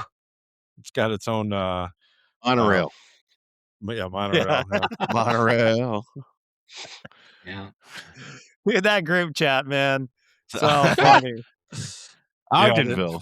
Yeah, the I things keep we joking with put people. on They're like, people ask me. I wear my ring every day, and people ask me, "Oh, are the conspiracies true?" I'm like, God, I wish. Like, homie, I'm a Jewish Freemason. Like, if any of them were true, I would not have to go to work tomorrow. But I wouldn't be pork. Yeah. Yeah, I love it when they're like, "Oh yeah, there's more, but you're not high enough in masonry." I'm like, "Yeah, okay, just keep thinking that." I'm at the level where we argue about green beans. like, it's legal in Colorado. Can be a very high Mason in short order if I want to be. But Yeah. I'm high enough to argue about green beans. See, I tell you, I've been a member of Manitou Lodge now for like 5 years, maybe 6, and I have never once had green beans at our lodge. I don't think Erroneous. we have at our lodge either. Erroneous. Didn't do. I No, like we're still green. waiting for the crock pot food though, Brock. Oh, done that. Oh. Like, I was in the Navy, man. I've had some messed up green beans. I remember herbed green beans, and it was explained to me that pepper is an herb, and that's the only herb they put on them. And it is That's funny. fighting through it. Pepper's not an herb; it's a seed pod. I know. Aged at It's a sea. spice. But according It's to actually a culinary spice. specialists in the Navy, pepper is an herb. It's not an herb, Ketchup but is it's a spice. vegetable. So was it That's always funny. over the yardum when you were out on sea, Ketchup or can't no? be a vegetable. It's made from tomatoes, and tomatoes are fruit. I don't, as I've said Botanically so many speaking, times, it's a fruit. I don't make the rules. I live comfortably within them. Yeah. I got nothing left in the tank, so I'm going to do my shout Oh, here. out. All right. Shout Let out me- to All right. Colorado Masons, especially the Jewish kind. Both of us. No, Both of you, no, there's a few of us. Isn't that? Yeah. So all right, Eric. 10 of you. Yeah. Well, hang on. Before Peppermint. we do shouts out, I just remembered I got one more question. Hit me. yeah, keep them on But longer. just because we didn't talk about it yet, and I'd have to ask, what about like King Solomon and like the magic ring and the shamir and like all that kind of stuff? Yeah, You said all those things wrong. the caterpillars. Yeah, He seemed great. asking about the caterpillars the- that ate through the Yeah. I, So this is like a translation. I heard that the, Well, it's from the dude Book of talking Solomon. about you'll notice that's not in the Bible, even y'all's. It's, yeah. It's like the Book of Enoch. Okay, it's a you guys have the Gospel according to Mary Magdalene. Like, yes, they exist. We just don't say that is official. Okay. All right. But I believe that if you use the right Jew magic, you can beat up demons. But Well, that's what I was wondering. I didn't know if there was like something in somewhere down there where they're like, oh yeah, dude, there is. deep in these Kabbalistic things that the thing that makes these people go crazy is you have to be at a certain. It's almost like we were talking about the guy has to prep this for 5 months before you can do the. There's all these like Requirements. almost like Yeah. an Abramelin working, where you Let me have tell to you, do A, B, and we have C. rules. It's why Jews make excellent lawyers, because we have so many rules, and then we have to find loopholes in all the rules. So there is something sort of like that. It's called a dybbuk. It's Dybbuk, and it is like a spirit in Kabbalistic Judaism. And there's a story about the Rambam, who is a very famous rabbi in the Middle East, and he was also a court physician and had a bunch of jobs. Great guy. He was Rabbi Moshe ben Maimon is his name, but they call him the Rambam with an M, because there's also a guy called the Ramban, which is an N. So the Rambam, he was very much an Enlightenment thinker and didn't believe in miracles very much, and definitely didn't believe in dybbuks. And so the story goes that he had a guest house behind his home when he was the court physician in whatever. It wasn't like Saladin, but it was Saladin's like, I don't know. I forget who he was court physician for. It's not important. And God, to test his faith, filled his guest house with Dybbuk's. And so the Rambam went to his backyard and he could see that there were poltergeists and everything throwing stuff around, breaking stuff. And they went to him and said, Rabbi, now do you believe in Dybbuk's? He goes, no. The God filled my home with Dybbuk's to test my faith, and I still don't believe in Dybbuk's. And you're like, but they're right there. Like, it's in your house, Holmes. Goes, nope, I don't believe in them. And they all went away. So there were stories about it. There was a horror movie. I cannot for the life I can't of me remember, but yeah, they have like the Dybbuk box Yeah, and all Dybbuk that box. kind of stuff. So a Dybbuk box is solid. There's no opening. Yeah. You can't, it doesn't have a hinge or anything. And Dybbuk box. That's a real thing. Like, it you was can still wood. find Dybbuk boxes. It's loosely based on a true story. There's an actual guy that had it, a scientist, and he swears that it was real. Then he sold it to Zach, what's his name, from the horror guy, not the wasn't horror me. guy. It was a different guy. Yeah. And now it's in his museum in Las Vegas or something like that. Yeah. But you can find Dybbuk and boxes. like golems and stuff like that. It's all kind of the Golem, same yeah. thing in that same ballpark. That's definitely Kabbalistic.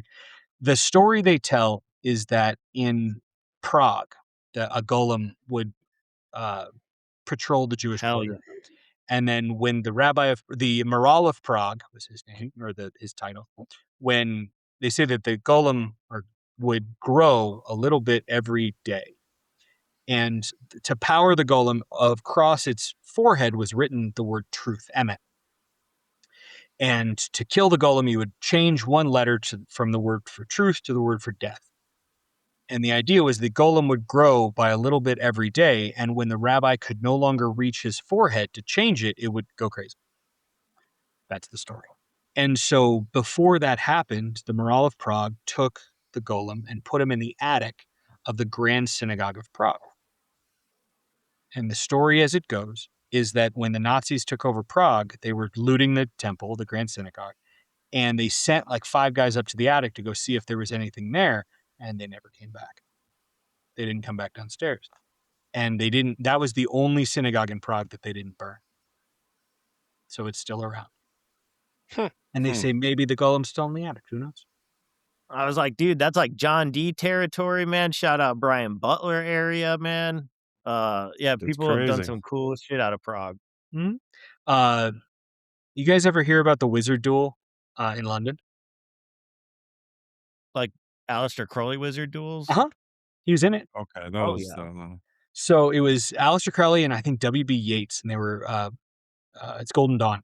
And so he was wearing a kilt and had a mask, and Crowley came and he started like slinging hexes and incantations. And then the guy who was at the top of the stairs, he was like blocking them and slinging back hexes and all these spells going back and forth. And then Crowley was like climbing the stairs and, resisting all this magic because of this mask he had on and a kilt. And they were yelling and screaming. And then finally Yeats kicked him in the face down the stairs. And then he ran away. And then they're like, how did he resist all the spells? Well, he didn't resist my boot, but other than that, yeah. Like there are wizard duel of something street. We love the Harry Potter stories. Yeah, there's a D&D T-shirt that I want to buy, and it says, "I ran out of spell slots, but I didn't run out of shells." Yeah, I saw a T-shirt recently. It says, "This meeting could have been a fist fight." And I'm very happy.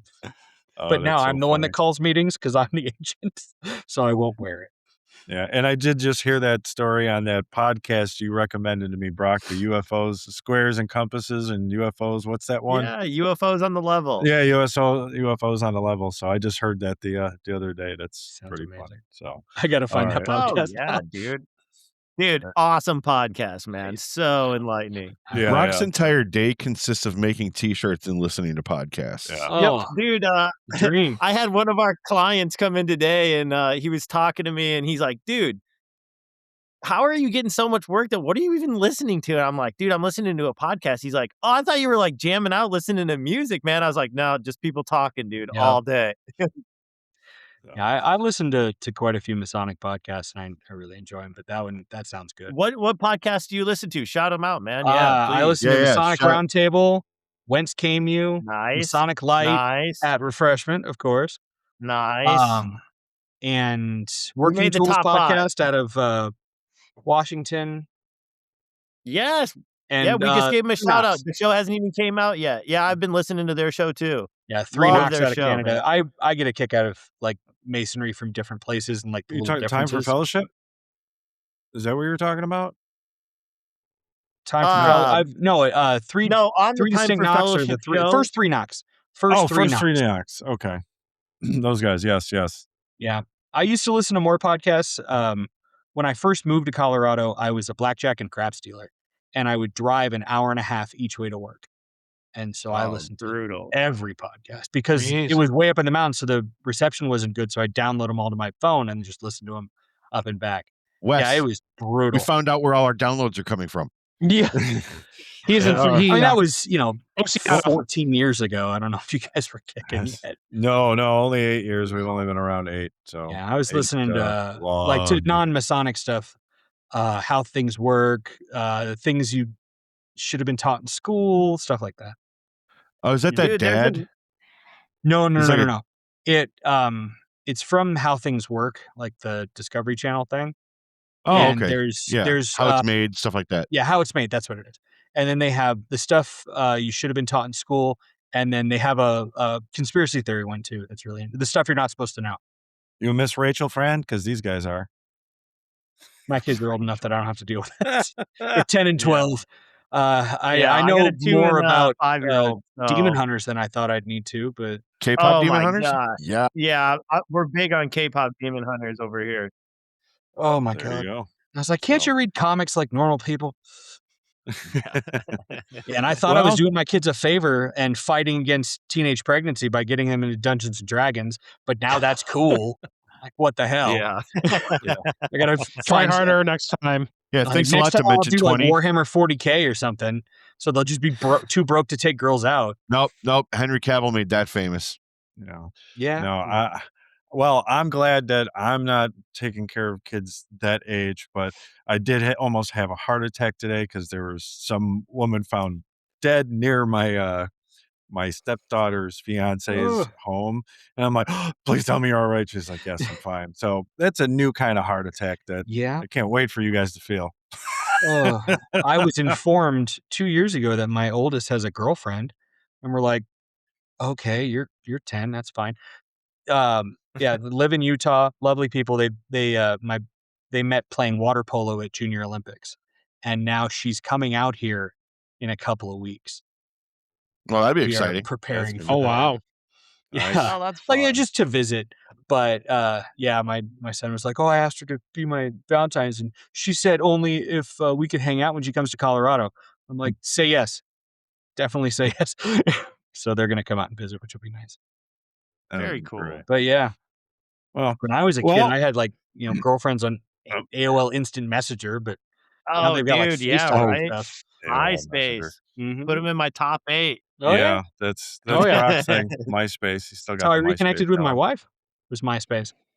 She and I Oh, dated in Facebook. high dude, school, cool. and then she went to seminary, and I went crazy. And we got back together when she was forced to move back from Colorado to San Diego, and I saw it on MySpace because it was a while ago. Nice. Well, that's going to bring us to the end of the episode and the moment I know Eric has been waiting for a little bit. 2-hour shout out and banger. shots out. 2-hour banger. Yeah. Shout out So- to Colorado Masons who happen to be Jewish.